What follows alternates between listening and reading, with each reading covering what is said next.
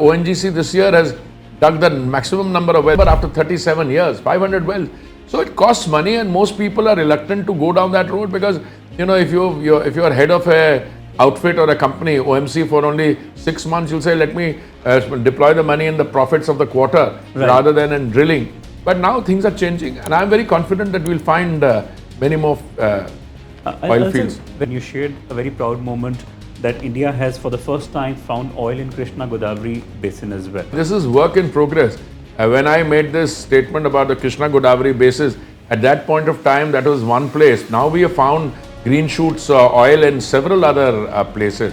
And I think it's only a matter of time before we find a big Guyana in the Andaman Sea. So that is ongoing. See, the point is that between 2006 and 16, we didn't do anything. Gee. And then after that, we started changing policies. We moved from production sharing to revenue sharing arrangement. We've opened up 1 million square kilometers out of the 3.5 million square kilometers of sedimentary basin. So India is now serious about E&P, and it's only a matter of time, apart from these little discoveries which are coming, which could turn out to be very big also, that we find a Guyana, and then you will go from $5-7 trillion economy to a $20 trillion economy straight away. One Punjabi song that Mr. Hardeep Puri wants to listen again and again at his home. I'm hard put on that. I know so many Punjabi songs. I'll make it easier. Diljit Dosanjh, Balkeet Singh, or anyone else. One light-hearted abuse you want to ever give to Pakistanis in Punjabi? No, not fair. Your favorite turban color? Don't have a say in it. She decides. One Punjabi food that you want to have Delhi in your plate? I know, I've given up on that. I've lost 10 kilos, and good quality Amritsar ke chole bhature is not part of it. None of the Punjabi stuff is a part of the, culinary. Your favorite Gurbani or the hymns or any other verses? Japji Sahib, Dukh Manni, Sukh Manni, or anything? Japji Sahib. Which Gurdwara that you always want to visit but could not, but maybe you would? No, I visited all the Gurdwaras. 3 books that shaped your mind in future and that continue to be your firm favorites? Again, it's very difficult. I am now 73 years old. I've read hundreds of books. I still read. Any particular author? I would put Nassim, Nicholas Taleb there. And I think some of his books have fantastic impact. I'd be failing in my duty if I didn't say Swallowing in the Sun, certainly very important work. And I hope you underline that I said that. His own innings coincided with that of the rise of Prime Minister Narendra Modi in 2013 when he was serving in the United Nations.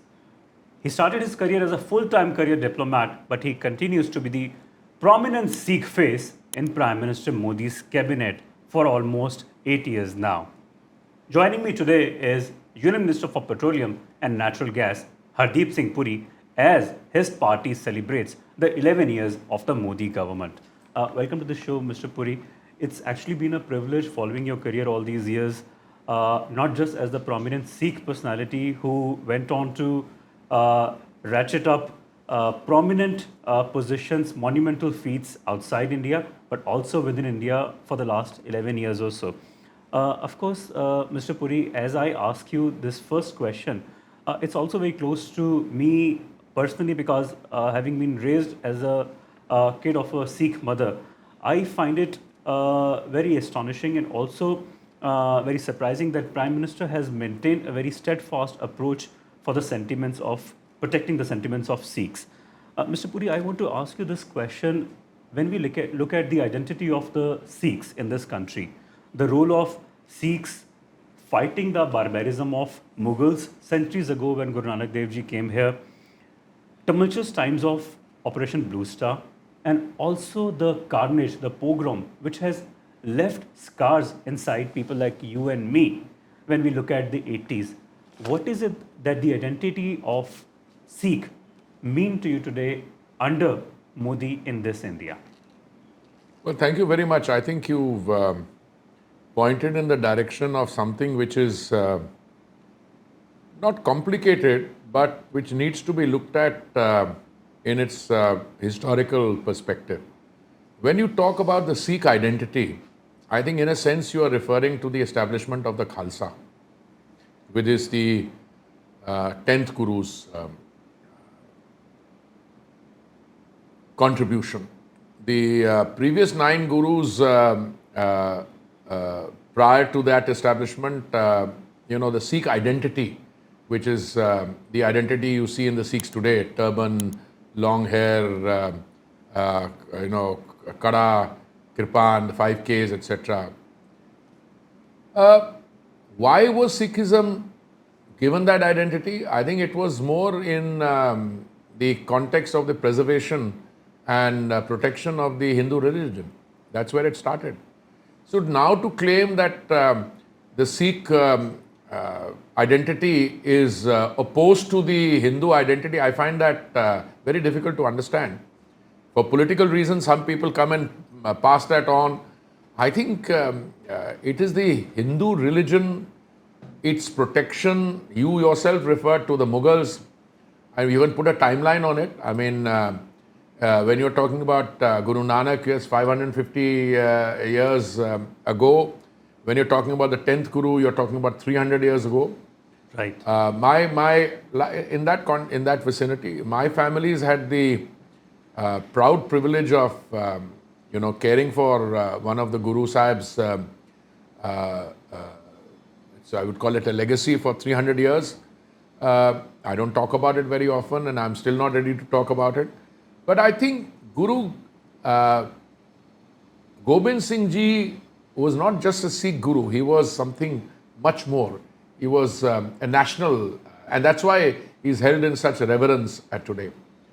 Today, I think what the Honorable Prime Minister has done, I mean, a lot of people have talked about it, but he has single-handedly looked at each of the issues which, in a sense,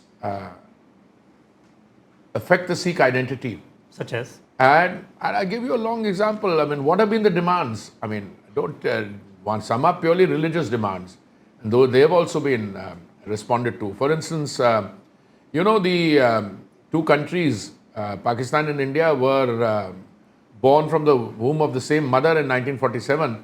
And ultimately, you had these boundary lines drawn through a cartographer. Somebody took a map and drew a line out of it. So some of the areas of Sikh pilgrimage are on that side, some are this side.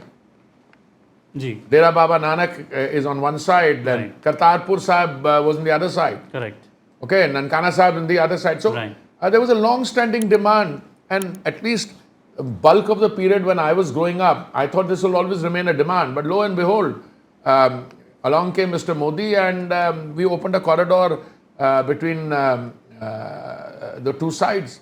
Earlier, you used to pay obeisance to the Gurdwara Sahib by looking at a long telescope, and you could see this thing. Today, you have a corridor, people go across, etc.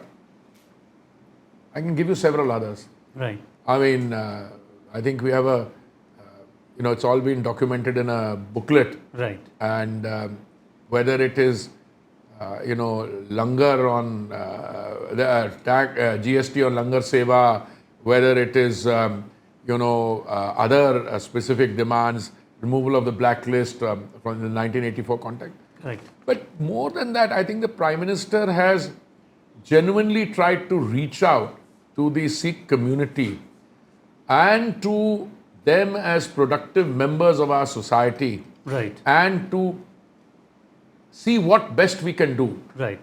I think to a large extent that is an issue which has been addressed. There will always be residual demands.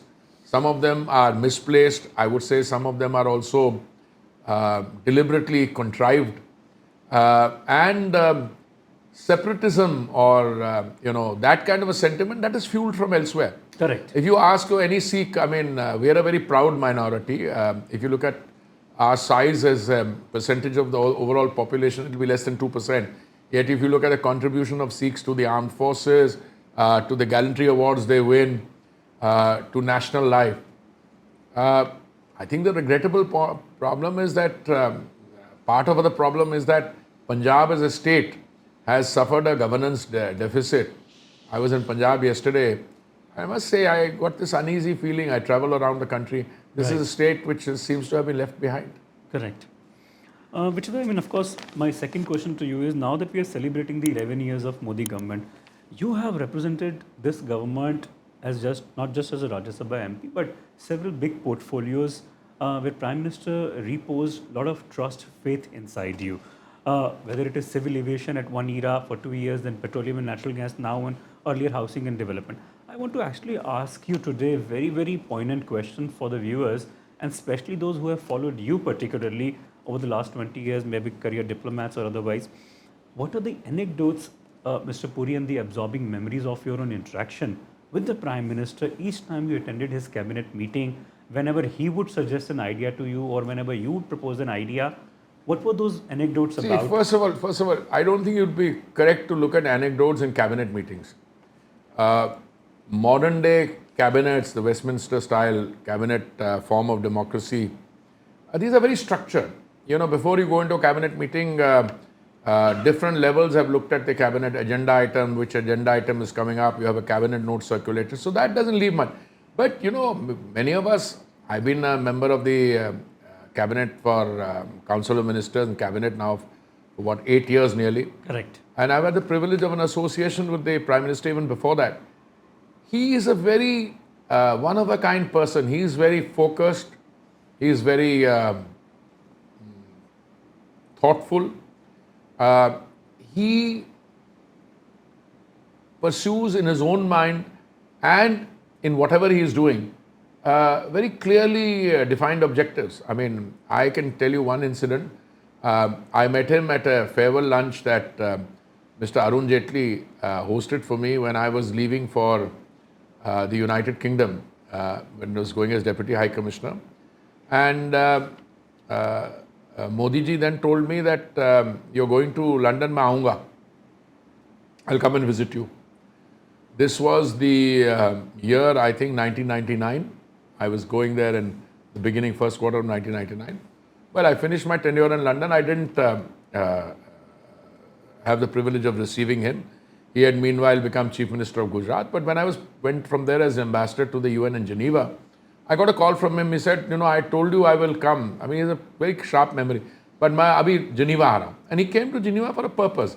He came to collect the ashes of one of our freedom fighters, Shyamji Kishanji Verma.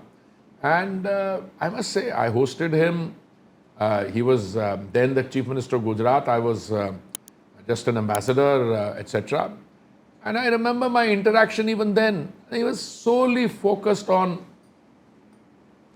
the job at hand. He had said that, you know, the freedom fighters, those who give their lives should be honored in the country, brought the ashes back. I organized a small function there, received him, hosted him, and so on. If I recall the incidents, I got a call from Sanjay Bhavasar ji one day when I was in Sri Lanka, and he said, साहब बात करेंगे. So मैंने कहा, बात करवाइए the phone. He said, नहीं आपको आना पड़ेगा. I understood. I said, मैं आ रहा हूँ, मैं अभी बाहर हूँ. I went. Matter of fact, he turned around and told me I told him why I was in Sri Lanka for a IOM Indian Ocean conference. He gave me a patient listening. I'm not entirely sure whether it was of any interest to him, but then he told me, कल सुबह आ जाना, इकट्ठा नाश्ता करेंगे, फिर आपको राष्ट्रपति भवन ले जाएंगे, आपको शपथ दिलाएंगे और बाद में आपको मंत्रिमंडल में ले आएंगे और बाद में राज्यसभा में ले आएंगे. I nearly fell off my chair. So, you know, these are things you recall over a period of time. Very often people ask me, how often do you meet the Prime Minister? I said, I meet him every week, but it's work related. There are occasions when I have needed to seek guidance on a one-to-one basis. Right. He is very generous with his time. You get an appointment with him very quickly, and it's very much focused. And you get decisions. Right. Some people have asked me, you know, how does it happen? Well, one of the answers I gave to in an interview like this, I said, in the nearly 8 years I've been a minister, not once have I got ever any suggestion from him or any other part of the government, I mean at a senior level, that, you know, something should be done in order to favor somebody or not. It's not a government that functions like that. Right. So it's a government which strictly follows, you know, prescribed decorum and this thing. And I would say, I think this would be incomplete without referring to his personal hard work and commitment. I mean, here is a person who works non-stop. And also, I'm very fond of citing one incident. He came back after a 15-hour journey from the United States, and within an hour he went to, incognito to witness and examine the work that was going on in the Parliament building, new one that was under construction. So, anyone who has that kind of stamina, etc., and I don't think other than the work and the objectives he set, he has any other interests. Correct. Mr. Puri, I also very vividly recollect from your social media profiles and your interactions with the media last year, you were very buoyant and very excited about the fact when you shared a very proud moment that India has for the first time found oil in Krishna Godavari Basin as well. The clips went viral, of course, because of its monumental feat. Now, your ministry now today contributes, I believe, 19 to 20% of My India's OMCs contribute 19 to 20%. 20% of the revenue. Do you think that India, with such drilling activities, as Trump once said, drill baby drill, can actually surpass its current achievements, or would we continue to? No, this is work in progress. When I made this statement about the Krishna Godavari basin, at that point of time, that was one place. Now we have found green shoots oil in several other places. And I think it's only a matter of time before we find a big Guyana in the Andaman Sea. So that is ongoing. See, the point is that between 2006 and 16, we didn't do anything. Gee. And then after that, we started changing policies. We moved from production sharing to revenue sharing arrangement. We've opened up 1 million square kilometers out of the 3.5 million square kilometers of sedimentary basin. And today, which was earlier a no-go area. Yeah, no-go area. We've opened that up. 38% of the bids in OALP, Open Acreage Licensing Policy Round 9, came in that 1 million square kilometer. Right. And I think about 80% of the bids which will come in the 10th round will come there. We've opened up the largest bid ever, 250,000 square kilometers in the 10th round. So India is now serious about E&P, and it's only a matter of time, apart from these little discoveries which are coming, which could turn out to be very big also, that we find a Guyana, and then you will go from, a $5-7 trillion economy to a $20 trillion economy straight away. So you reckon that, I mean, of course, beyond what we found in KG Basin and Andaman, there are more green 100%. It costs a lot of money. In Guyana, they dug 43 or 44 wells, each costing $100 million. It's on the 47th one that they found it. Here, ONGC this year has the highest number after 37 years, 500 wells. So it costs money, and most people are reluctant to go down that road because, if you're head of a outfit or a company, OMC, for only 6 months, you'll say, let me deploy the money in the profits of the quarter rather than in drilling. But now things are changing, and I'm very confident that we'll find many more oil fields. Very, very quickly also move to the iconic bill that you brought it up this year as well. I mean, of course, I followed it very with a lot of interest in this, the Oilfields Regulation and Development Amendment. I was present on that day as well. I want to understand directly from you today, sir, that how is this going to benefit the private companies as well? Because, of course, there were a lot of problems, question marks in terms of the definition of minerals as well. But this bill aims to rectifies that. It rectifies that. It helps to solve the problems and also achieving the goals for those private companies in terms of the no objection certificates, which they could not earlier. So, have we already succeeded? Absolutely, you're absolutely right. You see, the problem was that the previous bill, previous legislation, which is 1948 vintage, was covering both minerals, traditional minerals, coal and other minerals, and petroleum leases. It was covering everyone. So that the confusion rose. This bill will bring certainty, predictability. It will also, it clarifies on the newer fuels. And, some of the practices that the executive could indulge in will not be possible anymore. Right. So I think it's a very far-sighted thing. And by the way, the bill has been brought after large-scale interaction with industry players. And then the rules and regulations that we are implementing under that, they are also subject to public consultation. And our approach now is, look, if there's something more that wants to be done, please let us know. Correct. We'll be happy to. I'll be wearing the hat of a devil's advocate, sir. Of course, I want to ask you this critical question that touches the lives of people in villages and rural hinterlands. I have followed the launch of Ujjwala a decade ago. I was present in UP as a very strong journalist. Ground reports मेरी होती थी वहाँ से. मेरा बड़ा तजुर्बा रहा बलिया में और देवरिया में घूमने का. और मैं आपको सच बताऊं तो जब मैं देवरिया गया आपकी स्कीम की लॉन्च के बाद उज्ज्वला, मुझे वहाँ की लेडीज़ ने ये बोला कि अब हम ये भी चाहते हैं कि मर्द आके हमारी किचन में खाना बनाए जब कुकिंग गैस स्टोव वहाँ पे पहुँचे. And that was the headline of my story as well. But something which baffles me is also the fact that at one stage when your government was to come to power, 14.2 kg cylinder at that time was causing a mammoth 1000 plus. Today, of course, the rates have declined.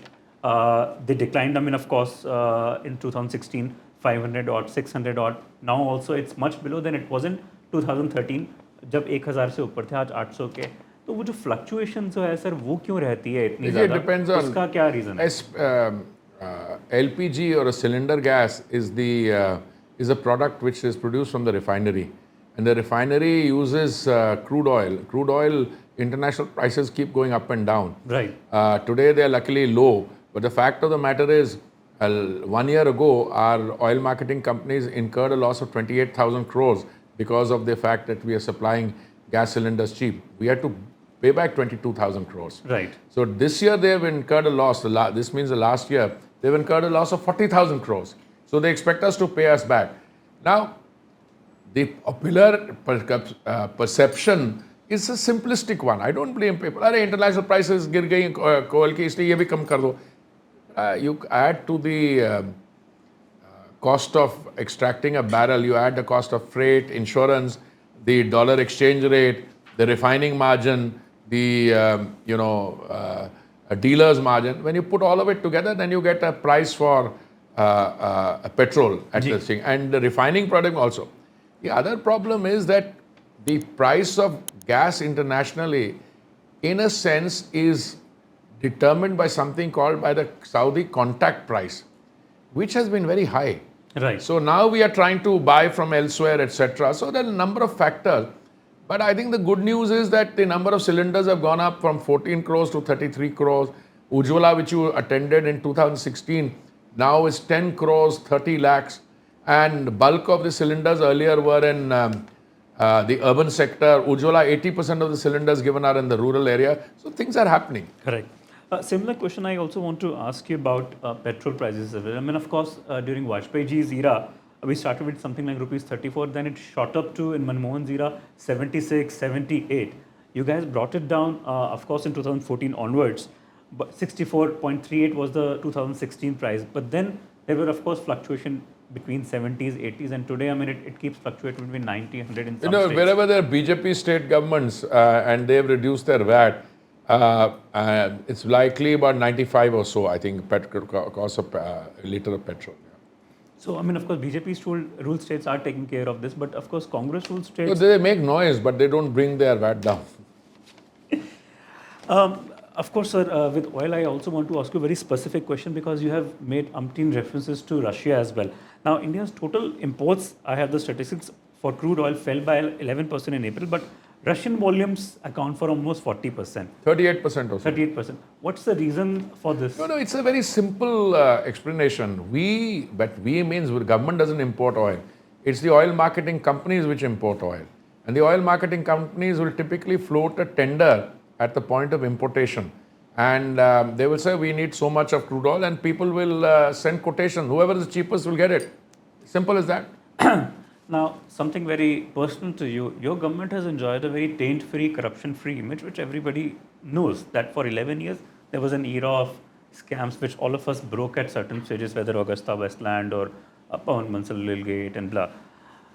You personally faced some sort of a scrutiny by a man called Saket Gokhale. Not me, my wife, yeah. Me also, yeah. Correct. Now, the court directs him to pay a certain penalty after finding him, which we all have reported extensively. He wavers at one stage, then creates some sort of an ambiguity around it. Some day he says, I'll pay. Other days he says he won't pay. No, it's a very simple thing. There are two aspects to it. One is an apology, and second, 50 lakh that he has to pay. But let me underline, since you've raised this issue, this 50 lakh is not for a demand that my wife Lakshmi has made. She said that 50 lakhs will go to charity. Correct. And she has told the court it will go to charity. Of course, she made me sign a check for 5 lakhs, which is because if you sign for 5 lakhs, you deposit, then you'll get 50 back. So I'm very happy with that 5 lakhs I spent, and she can whenever she's by the way she's well-to-do, unlike me, so she can pay me that 5 lakhs later. I'll give that to charity also. But the main issue is that we want to ensure that this kind of behavior doesn't go unchecked or unpunished. Correct. So repeatedly he sought out degrees. One day he was told either you apologize or you face civil action, which is imprisonment also. So we leave it to him. The rest is matter is sub judice. I'm not going to say anything. But the issue is that he's facing the courts. Let him answer. Do you think his party should now come to his rescue? I'm not they suggesting have anything. washed their hands off. I'm not suggesting anything. Yeah. Right. Of course, sir, one important question is now that we see 25 almost MPs, Punjabis, Sikhs in Canada under the new government as well. There was one time when Congress government of Amrinder refused to meet the then Defence Minister Harjeet Sajjan on the charges of Khalistani, being a Khalistani sympathizer. How do you today foresee the ties cementing between India and Canada now that there is also an it's not invitation just of G7? captains are refusing to meet Harjeet, the defence minister. I was sent by the Honourable Prime Minister to accompany, or rather to receive Prime Minister Trudeau when he came to Amritsar, and I was sent by the Prime Minister, and the Punjab government had sent Navjot Sidhu. And Captain Saab didn't want to meet him. I had to sit with him, and I said, well, this is not about you individually. So I was able to use my margin of persuasion with him, and he met Prime Minister Trudeau. Look, the people in Punjab are very angry because of this encouragement that he's giving to these elements. But everything in history is not static. Things come, change, number of Sikh ministers. I was at a lunch which the Prime Minister hosted, since you were asking for anecdotes, and I was at a table with several of these Sikh ministers. Ji. So there's one minister, I think his name was Benz. So he was telling me, at a young age I went to Canada, I studied there, I'm very lucky, I became a minister. So I couldn't resist the temptation. I said, oh, I'm very happy to see that you are lucky you became a minister there. I said, I stayed back in India and became a minister here. So I had a good laugh. And by the way, I was also in the Foreign Service for 39 years. Right. So, I don't think any situations with any country, whether in the neighborhood or elsewhere, these remain static. These things will happen. I'm sure a newly elected government in Canada, of course, it will have to navigate through its internal, what do you call, landmines. Ji. But things will get back. And of course, the G7 invitation has come. Yes, of course. One last question, sir, then we move on to the rapid fire. PM Modi's trust among bureaucrats is unmistakable. To tap their energy is also unmatched. I have followed and have spoken to him at this question as well in the interview. The way he inducted you, Mr. Jaishankar, Ajay Bhallaji, A.K. Sharma into UP as well, what does this actually teach us about him? That he knows... No, he gets very upset if as a minister you treat a civil servant or anyone in a rough manner. I think Modi ji is much more than a leader. He has several qualities which I can only describe as spiritual. I mean, he's a very good teacher. He has a very calming, in fact. Unlike political leaders who do a lot of talking, he does a lot of listening. Ji. And he inspires trust. Right. If he were to, and he doesn't need to give explicit, instruction. Correct. Once I remember Jaishankar ji told me that many years ago, I was not even a minister, he said, we are a government that operates on sign language. When you're with a Prime Minister, and I agree with that. Prime Minister sometimes doesn't need to spell it out. He will say something, then you can decipher. But that is it shows a very positive, evolved human being in that. Correct. Sir, we enter into rapid fire now, very quickly. One Punjabi song that Mr. Hardeep Puri wants to listen again and again at his home. I'm hard put on that. I know so many Punjabi songs, but there's no one particular. I would.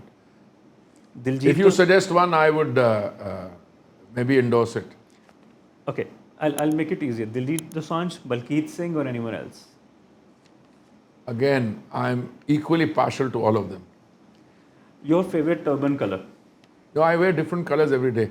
and my wife gives them to me depending on the day. On Monday it's blue, Tuesday tomorrow it'll be brown or red, Wednesday will be green, Thursday will be mauve. I don't have a say in it. She decides. Your favorite Gurbani or the hymns or any other verses? Japji Sahib, Dukhmani, Sukhmani or anything? Japji Sahib.